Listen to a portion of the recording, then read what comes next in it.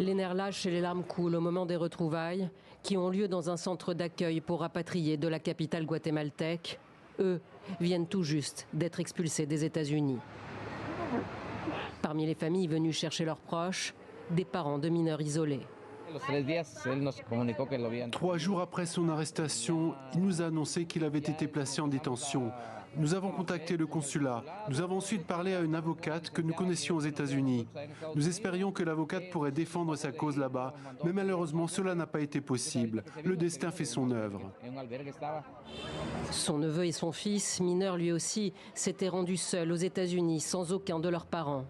Des agents de l'État chargés de la protection et de l'accueil des mineurs sont là pour accompagner, conseiller sur la façon de gérer le retour forcé de ces enfants exilés. Nous voulons voir comment il peut poursuivre ses études, car mon neveu est parti à cause de la maladie de ma sœur.